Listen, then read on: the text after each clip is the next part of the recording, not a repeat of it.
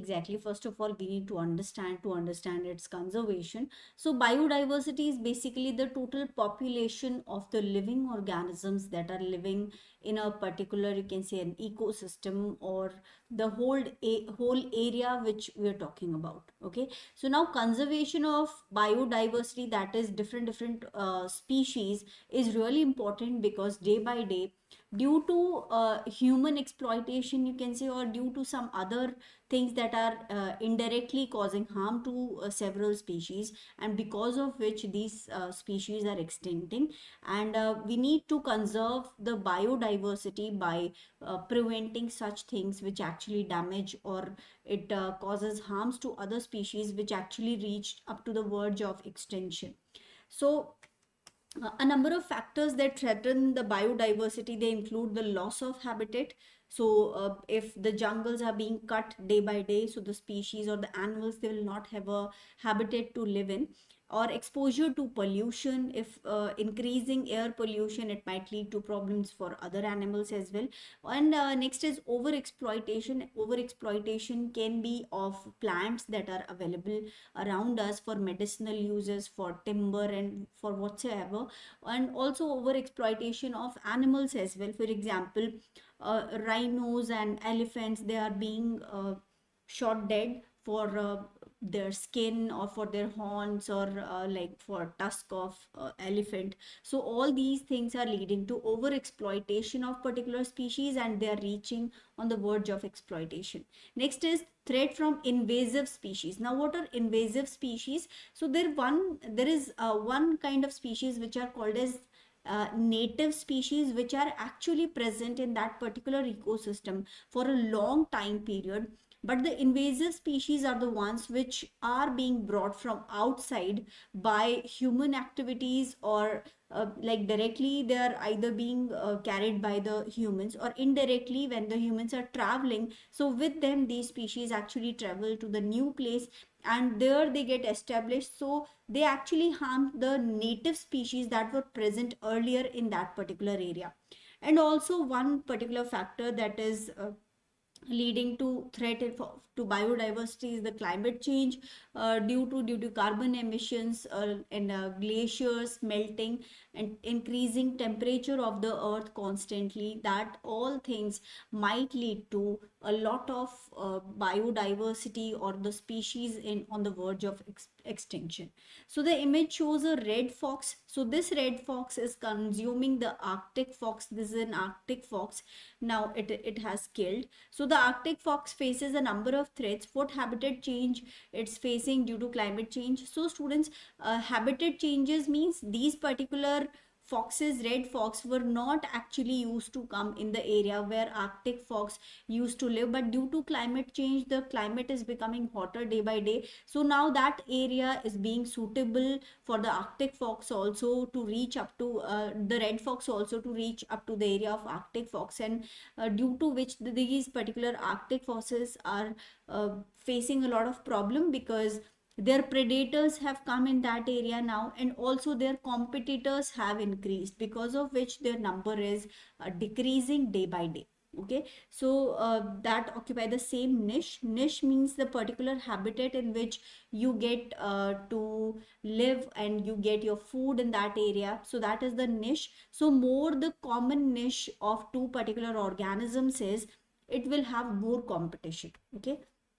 It is the range of temperate species have an impact on Arctic fox. So temperate species, they used to live in the areas where the temperature was not that cold, like in the, you go towards the polar areas. But since the temperature in polar areas is dropping down, so the particular species of the temperate areas, they can also come, or they have easy access to the polar areas now, and that definitely has an impact on the Arctic fox population.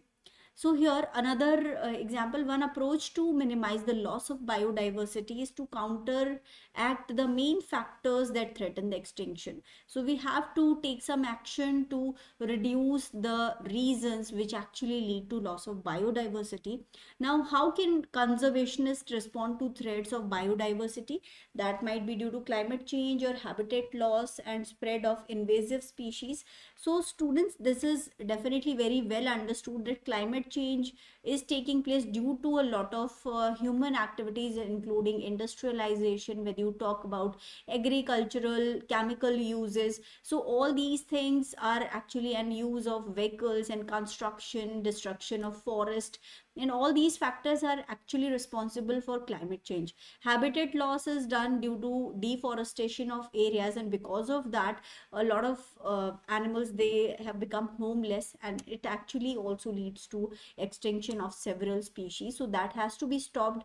Then spread of invasive species. So now actually people, now humans have actually understood the ultimate you can say consequences of bringing different species to new areas. So actually what happens is, if a particular species lives in a particular area, so suppose for example this is a native species here, okay, and native species, they have a lot of competitors over here.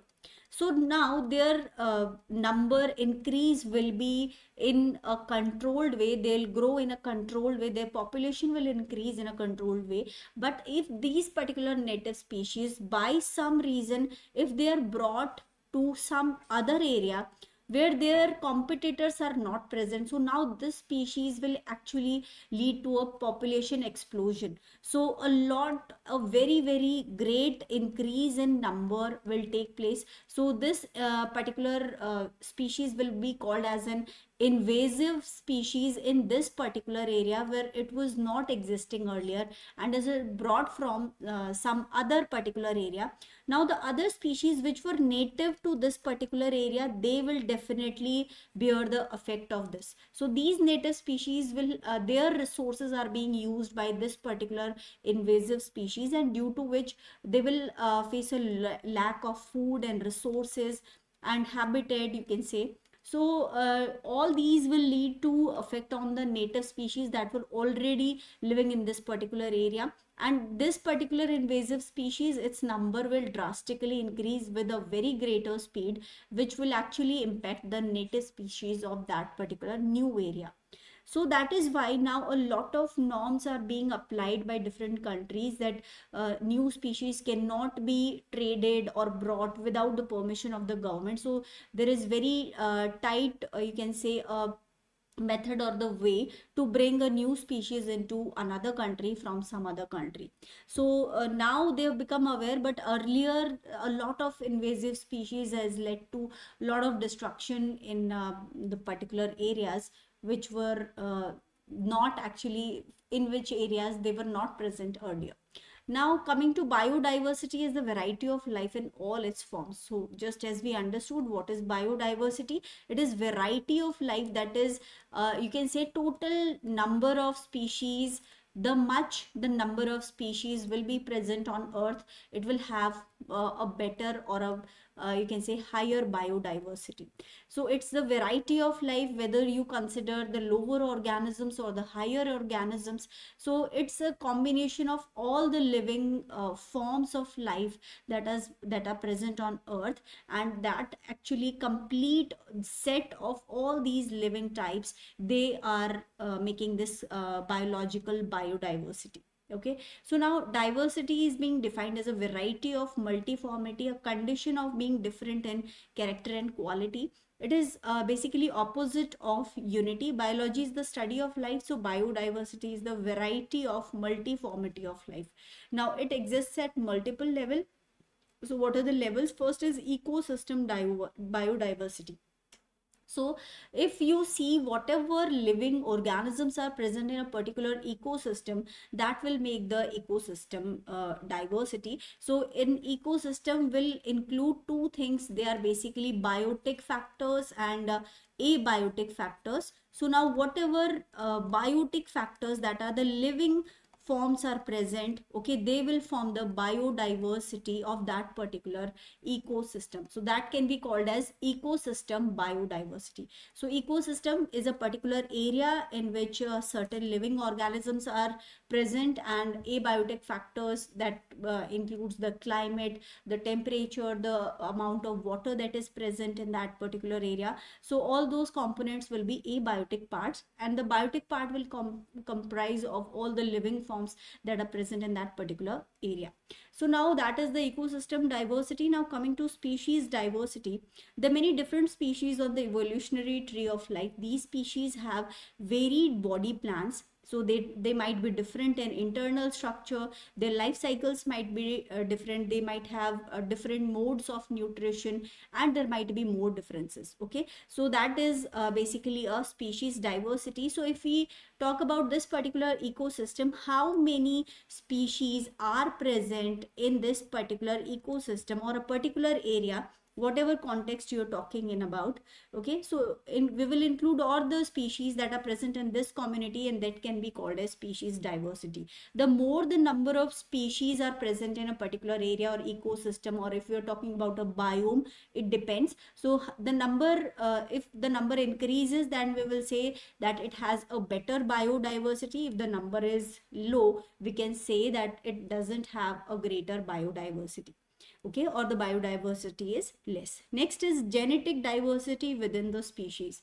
Now a variety of gene pool of each species. So just as we discussed what is a gene pool, so it is basically all the form of a gene, like we discussed earlier, that suppose for example if you're taking human population, and in human population different people have different eye colors. So the gene that actually expresses the particular characteristic, that is the eye color, it might have different forms. So if we say gene of eye color, it might be present in various forms, and these all forms are called as its alleles. So it might give you can say brown color, or it might give a black color, or it might give a gray color, or a green color, or a blue color. Okay, so all these are the forms of this particular gene, and they will be called as alleles. Now all of them are different genes, they are coding for the eye color, but they are present in the this common you can say a group of people,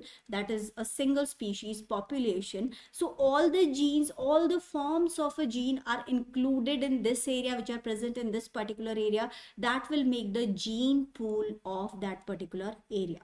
Okay, so if we talk about genetic diversity, that means more the number of alleles are present, the gene diversity or the genetic diversity will be considered even more. That means if you have more form in a particular characteristic, like for example if you take color of flowers, so if you take if you consider the color of roses, and the more the number of roses is there, we can say it is having more genetic diversity that is present within the species of that particular plant rose. Okay, so that all the forms of colors, they are being given by a single gene, but they actually have certain variation. The genes are actually having certain variations, because of which the color of the flower will be different, differently expressed in the same plant. So the same species plant, so the species is same, but actually it is giving different colors flowers. So there's a variation both between geographically separated population and within population. So geographically separated population can be called as, like for example if you talk about population of if you take example of say New Zealand or Australia, and if you're talking about Asia, they are different continents, they are geographically isolated, but still they will have a gene pool. Now consider for example the people that are living in Australia and the people who are living in Asia. If you talk about maximum population, you can find a color difference between them, right? So that is a particular gene that is responsible for this particular trait difference, which is which makes the gene pool of these two populations of both of the populations are belonging to human beings, but still their gene pools have different variation of genes. If you talk about skin color gene, that is present in Australian or New Zealand people, and the gene color particular allele, if you talk about in Asian population, the maximum Asian population, they have dusky skin, while if you take example of the Australians or New Zealand people, they might have certain genes that are actually you can say lighter colors. Okay, so if you take example of Europe or even in Asia, you go to countries like if you go to countries like Japan or China, they will have certainly different eye structures, so their genetic differences are leading to those differences, so that will be considered as genetic diversity. Okay, so now here one example is given. So that is, land-based vertebrate species are not distributed evenly around the planet. So the red color that is being shown here, these are basically the land-based vertebrate species.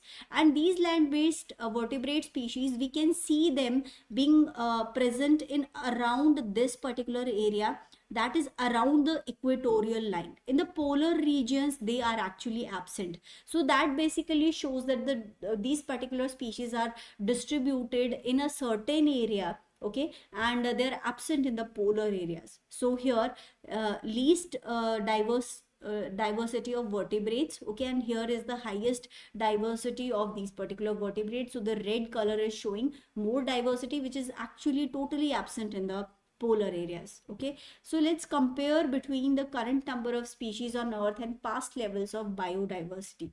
Now we can actually see the current number of species that are present on Earth. The past levels of biodiversity are only, you can say, they all are hypotheses, or they are just the theories given by different scientists. But still, we know that definitely a lot of mass extinctions took place in the history of you can say Earth. So at different levels, after like many millions of years gap, a lot of mass extinctions took place due to several regions. It might be due to volcanic eruptions or earthquakes, or it might be due to some asteroid hitting onto the Earth. So because of which a lot of species actually extincted, and again life started to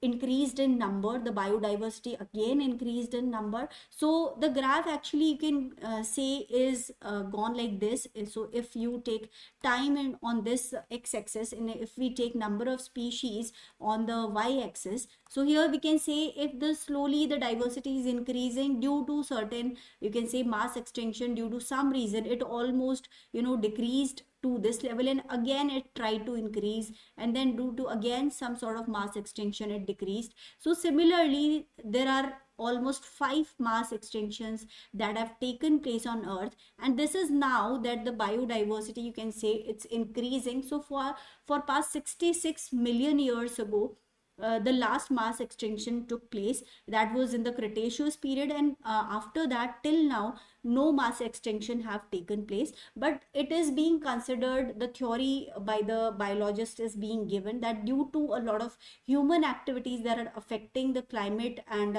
topography or geology of the Earth, certain mass extinction might take place, and the reason most probably will be the human activities that are being done on the Earth.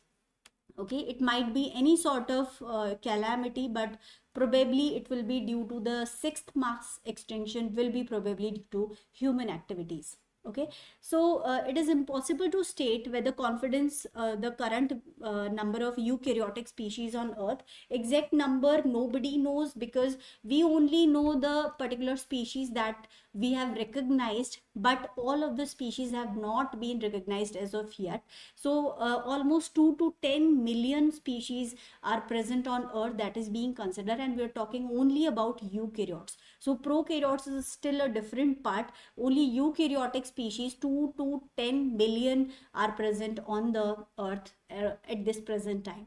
With prokaryotes, there are too many uncertainties and reliable estimates of number of species to be made, because there are a lot of areas in which the whole studies are not have been conducted as of yet. So we only know certain parts of the earth where particular prokaryotes are present. The number can't be given for the prokaryotes, but eukaryotes, were just considering the number. Still, the number of species that are known to humans is very much less than the number of species are actually present now also.